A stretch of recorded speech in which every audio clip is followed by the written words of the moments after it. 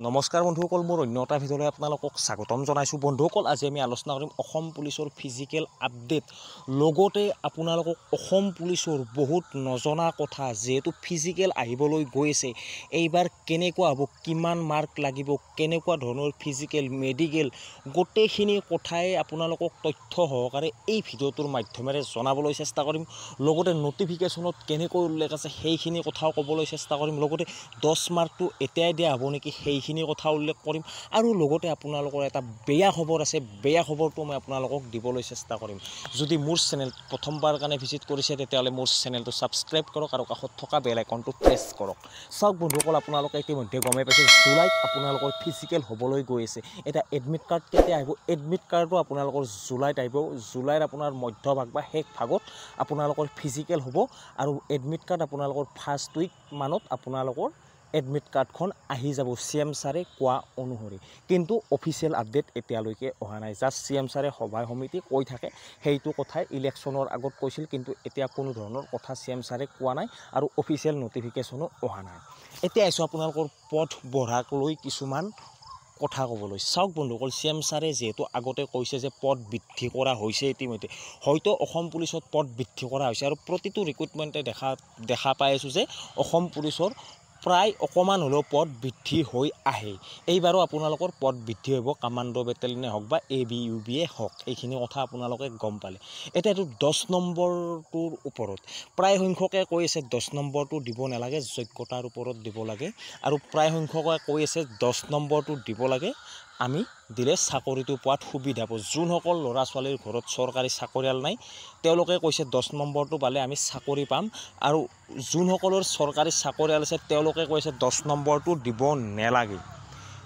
চাবলৈ গ'লে দুটা কথাতে যুক্তি আছে, কাৰণ আপোনালোকে বহুতেই কষ্ট কৰি আছে আৰু যদি কষ্টৰ ফলত চাকৰিটো পায় তেতিয়া আপোনালোকেও ভাল পাব আৰু সকলোৱেই ভাল পাব। দুটা কথাতে যুক্তি আছে। বৰ্তমানলৈকে এই কথাটো CM ছাৰে মুখেৰে উল্লেখ কৰিছে, অফিচিয়েলি বৰ্তমান আপডেট হোৱা নাই। এইটো বিষয়ত ইমানখিনি আমি ভালদৰে নেজানো, জাষ্ট এইখিনিয়ে জানো যে চৰকাৰী চাকৰিয়াল নাথাকিলে 10 নম্বৰ দিব বুলি CM ছাৰে এইটো কথা উল্লেখ কৰিছে। হয়তো এই বছৰত চলি থকা ৰিক্ৰুটমেণ্টত নিদিব পাৰে মানে দিয়া কথা উল্লেখ কৰা নাই CM ছাৰে, জাষ্ট কৰিছে 50,000 চাকৰি যেতিয়া ওলাব সেই ৰিক্ৰুটমেণ্টতহে এই 10 মাৰ্কটো দিয়া হ'ব। তেওঁ সেইটো কথা উল্লেখ কৰিছে। পাছলৈ যি হওক দেখা যাওক বাৰু, আপোনালোকেও গম পাব, যিহেতু অফিচিয়েল নটিফিকেশ্যন আহি যাব 10 নম্বৰ কেনেকৈ কি দিব আপোনালোকে পাছত গম পাই যাব।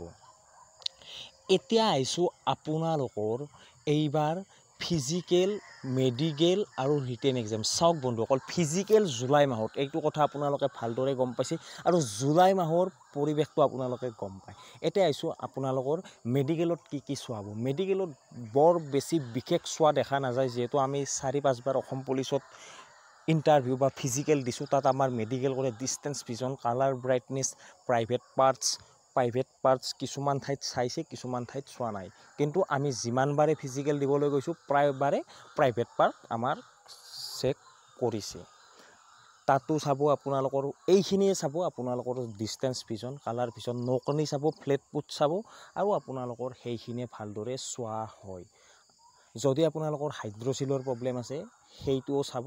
প্ৰাইভেট পাৰ্ট আপোনালোকে গমেই পাইছে, যদি হাইড্ৰচিলৰ প্ৰব্লেম আছে তেতিয়াহ'লে আপোনালোকে হাইড্ৰচিল প্ৰব্লেমটো এতিয়াই ঠিক কৰি লওক।